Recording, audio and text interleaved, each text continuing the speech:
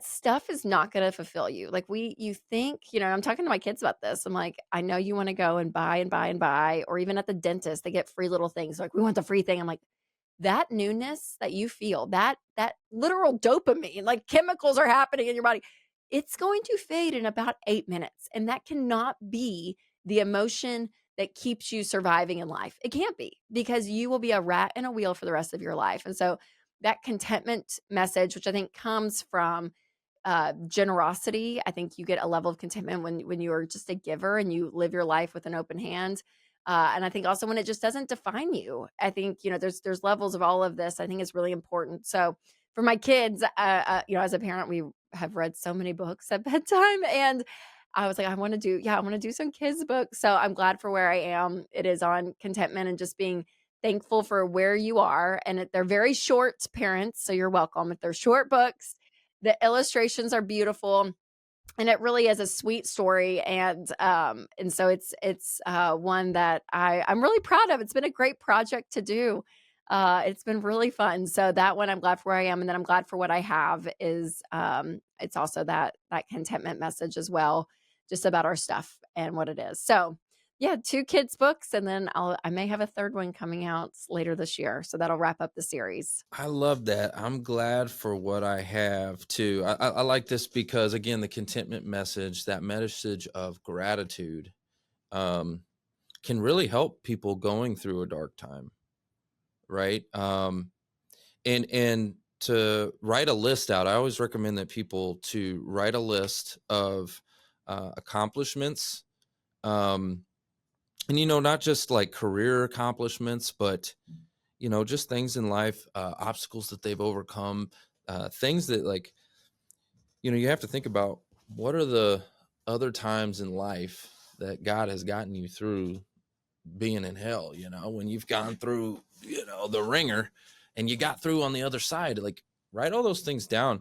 Um, a prayer journal, gratitude journal, whatever you want to call it, but write them down and go back and revisit those things, because it'll strengthen you. It'll give you confidence that, oh my gosh, I can get through this too. Right? I've been through storms. Right? Yes, very much so. Yeah, the writing things down, I think, is key, and and I think studies have even shown that with gratitude lists and that kind of thing. There is something about our brains, how we're wired, that truly your thoughts impact you. And so when you do sit in just the messiness, which I think there's a time and a place for that to be able to address things in your life.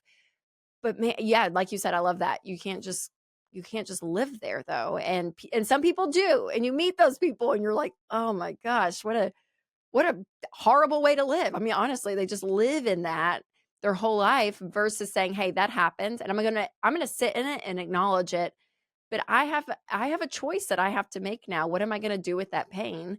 Right? And moving on. So things like, yes, I think journaling is huge. I do think writing things down when hard things are happening. And I don't, again, I'm not a scientist on all of this, but I read a study that even the written word, you may even know this, when you're writing, you're using a different part of your brain. So there's a level of subconsciousness that comes out too when you're writing. And so there's just so much good in that. Yeah, when you're writing it, and then I recommend for people also to speak it because the audible, right? Yeah, and it's you know God said, "Let there be light," right? Like God spoke things into existence, right? There's so much power. There's power of life and death in the tongue, and so if you're speaking positivity over yourself, the I am statements, the powerful I am statements, especially when you're going through a hard time, and you're able to look at that list and go, "Wow, I got through this and this and this and this and this and this. Like I can do this. I am going to do this," right? Like it just helps you to put yourself in a different mindset to get through it. And for my audience, a lot of them are just going through a hard time. And then we live in a world and a society where it's almost like a cool thing to be in this victim mentality, and like everybody is just wants to, you know what I'm talking about? Like not to take accountability. We want to point the finger. It's everyone else's fault. Cancel culture, everything. Yes, you know, yes. like that's the society we live in, and Yeah. it's like no, like that's you pitching a tent in hell and staying there. Right, right. That's why exactly right. why would you want to do that Yeah. anyway?